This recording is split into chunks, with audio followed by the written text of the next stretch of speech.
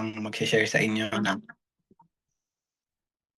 ng salita ng Diyos.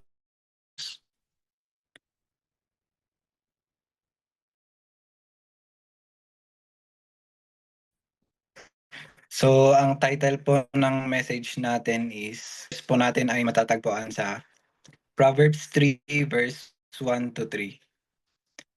Sabi po dito, "My son, do not forget my teaching.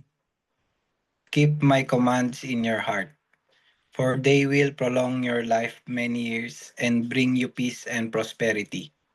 Let love and faithfulness never leave you. Bind them around your neck. Write them on the tablet of your heart." So, kapag ang Diyos ay tunay na nanahan sa atin, ang kanyang salita ay hindi lang dapat nasa isip, dapat nakatanim ito, inaalagaan, pinapalago, at isinasabuhay natin sa ating mga puso. So, meron po akong tatlong point na i-share sa inyo. Yung una yung heart, character, and action. So, una po is sa heart. Cultivate the word in your heart. Keep my commands in your heart. The heart is where we cultivate every word that comes from God. Hindi po aksidente ang spiritual growth. Ang puso natin ang parang lupa. Kung anong itinanim mo, yun din ang tutubo or magbubunga. At ang greatest commandment po sa Bible, sabi ng Panginoong Jesus ay, "Love the Lord your God with all your heart, with all your soul, and with all your mind." Ito po yung pinaka-foundation natin. Kapag ito ang tunay na naitanim sa ating mga puso, maraming bagay ang kusang sumusunod. Kasi isipin mo, kung tunay mong mahal ang Diyos, maiisipan mo pa kayang magnakaw o manloko o manakit ng iyong kapwa? Pipiliin mo pa bang mamuhay sa rebellion laban sa Kanya? Ang mahal natin sa Diyos, ang pagsunod, kapag ang pagmamahal po natin sa Panginoon ay totoo, ang pagsunod ay hindi na magiging burden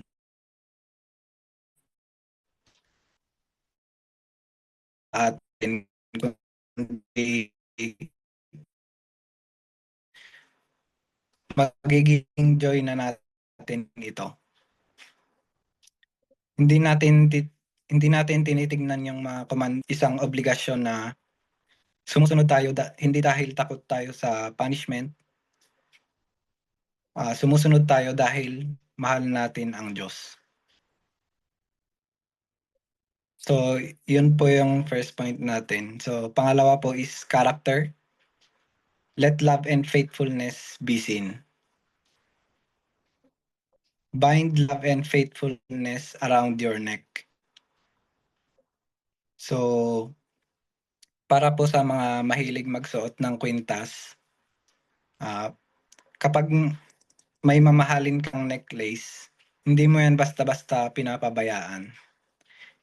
Iniingatan mo yan, pinahalagahan mo, at syempre proud kang isuot ito. Ganon din dapat yung love and faithfulness. Hindi dapat tinatago. Hindi ito pang play lang para magmukhang spiritual o ating buhay. Sa pananalita natin, sa attitude natin, sa pakikitungo natin sa ibang tao, sa pagtupad natin sa mga pangako na binibitawan natin, at syempre dun sa consistency natin bilang mga Kristiyano.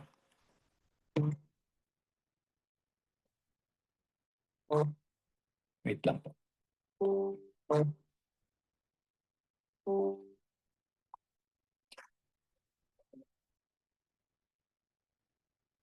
Hindi lang hindi lang ito dapat suot natin externally, dapat totoong bahagi ito ng buhay natin. At lang natin itong bantayan kasi ang galit, ang inggit, ang pride, yung mga tampo natin, bitterness, yung unforgiveness, yan yung mga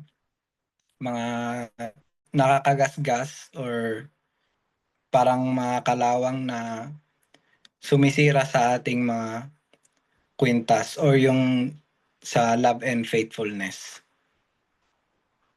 So, pangatlo po is yung action.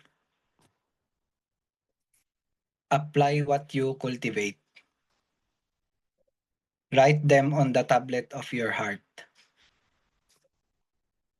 So sa puso daw po natin ay may tablet daw po doon.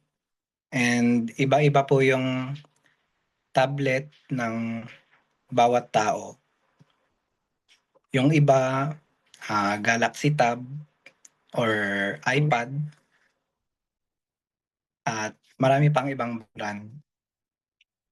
Pero yung pinaka-point po dito is yung mga bagay na importante ay dapat sinusulat natin para hindi natin makalimutan. Ganon din yung salita ng Panginoon. Pero higit pa yun sa pagsusulat o pagme-memorize. Kasi hindi sapat na alam natin yung verse, dapat maging part tayo ng verse. The word of God should shape ang yung mga reactions natin kapag may mga tao na nakaka-offend sa atin, yung mga desisyon natin sa buhay, yung relationships natin, at yung pakikitungo natin sa ibang tao. And yung syempre yung lifestyle natin na kahit na walang nagre-remind sa atin. Yung lifestyle natin kapag tayo lang, yung pag walang nakakakita. Kasi maraming may alam na Bible verse pero hindi transform yung buhay nila. Dahil ang pagiging Kristiyano ay hindi lang nasusukat sa dami ng verse na memorize mo, kundi sa dami ng verse na sinasabuhay natin. So ayun, yung conclusion po natin is kapag ang salita ng Diyos ay pinalago sa puso, yung heart nababago yung inner life, yung character nahuhubog yung pagkatao natin, and yung action lumalabas to sa lifestyle and behavior. Because a cultivated heart produces godly character, and godly character produces godly actions.